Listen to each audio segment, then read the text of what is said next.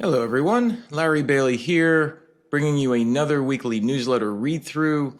This information is brought to you, of course, by MBS Highway. That's where you're going to find this information yourself. I'm going to read you through everything that happened in July 8th, 2024 in review. But before we get there, a couple of things. First of all, if you're listening to this and you're not part of the Mortgage Doc community, please head over to that, join. It's free. It's where you're going to find all of these weekly newsletters as they come out each week.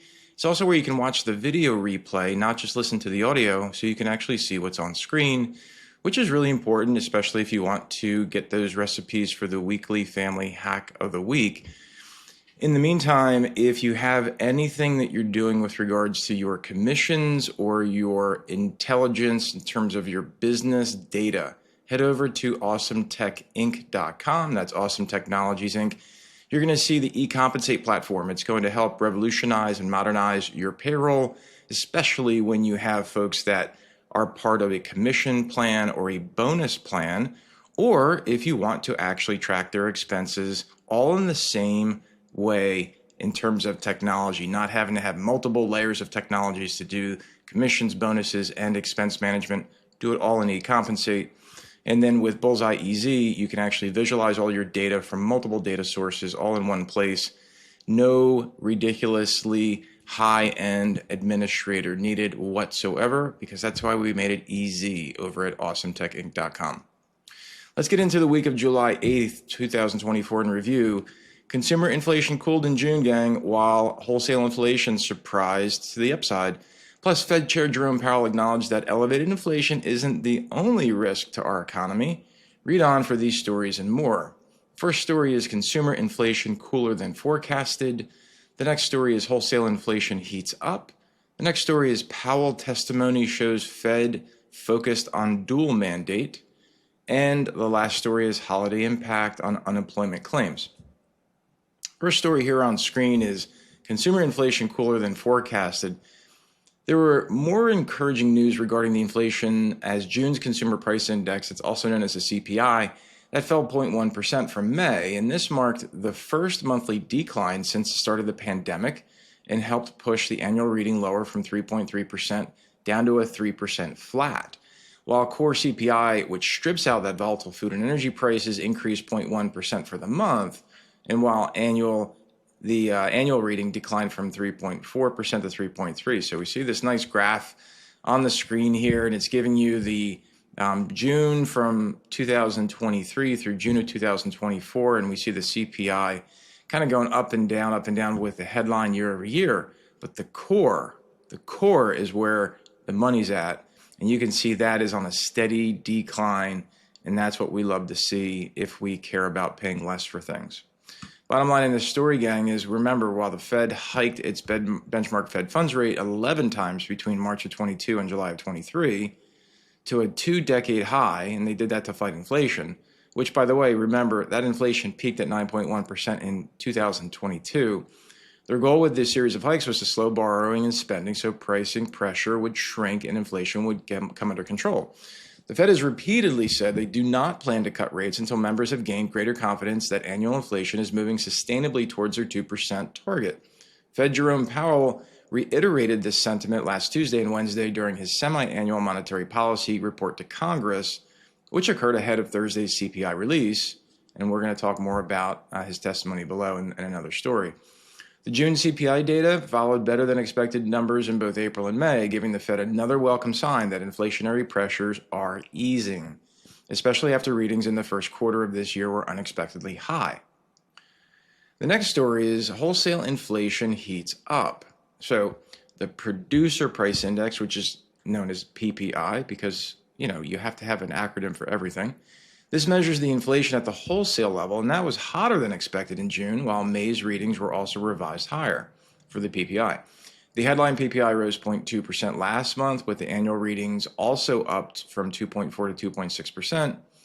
And the core PPI, which strips out the volatile food and energy price, that rose 0.4%, and the year-over-year reading increased from 2.6 to 3% flat.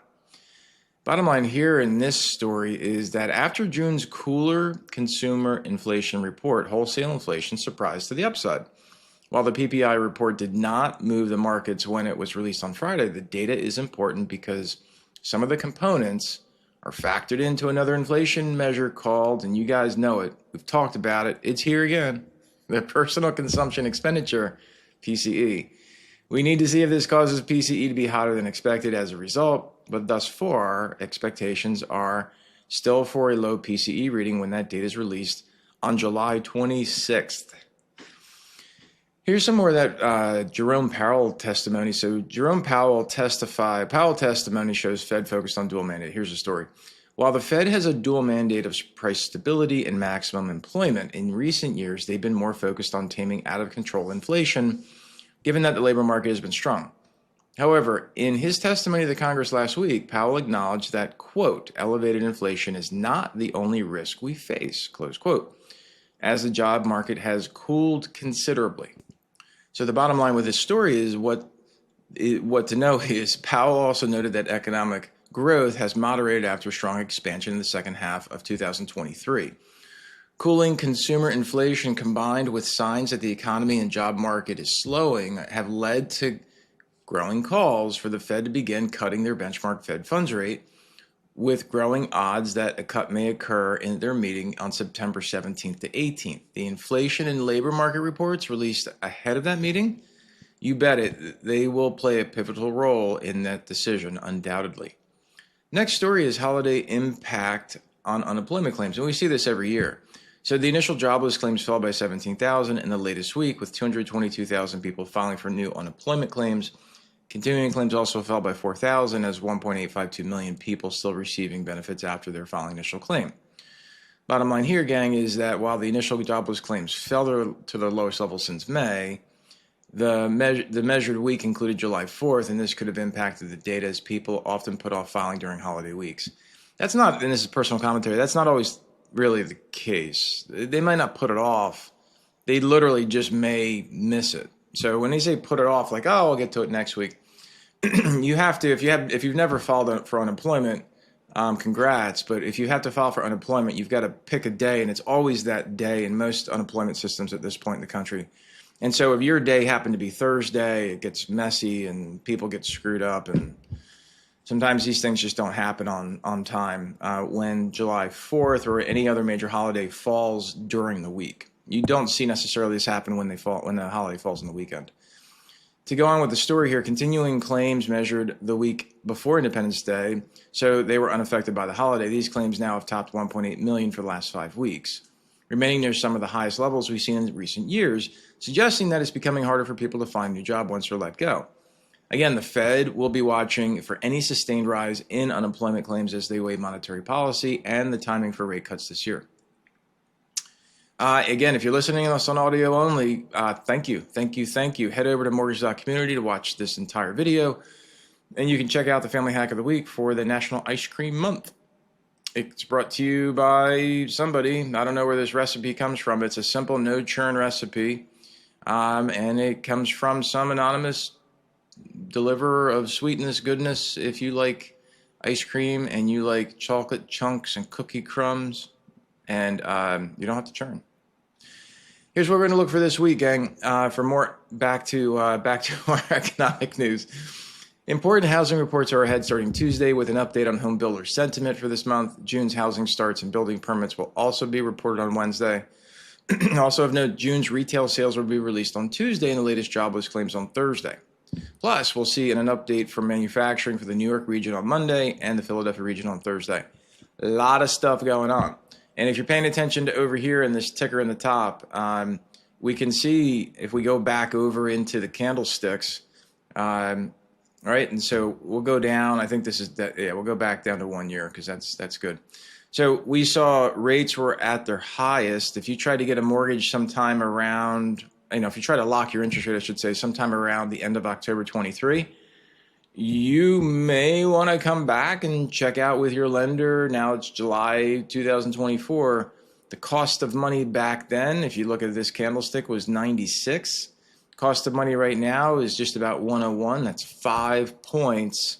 And your interest rates could be actually a full 1% better, if not more than 1% better. So maybe it's something to check out. But 10-year Treasury is getting a little bit more expensive than we saw last week, while the 30-year MBS is the interest rates are rising a little bit, and that's why we see in these candlesticks, that pricing is a little bit worse today than where it closed on Friday. But you can see we had a lot of improved pricing really since July 2nd, straight through on Friday, whatever day that was, the 13th or 12th, I guess it was. So that's it. It's Larry Bailey struggling with his calendar, but always here for you. Thanks everybody for tuning in, and we'll catch you on next week's read through. Take care.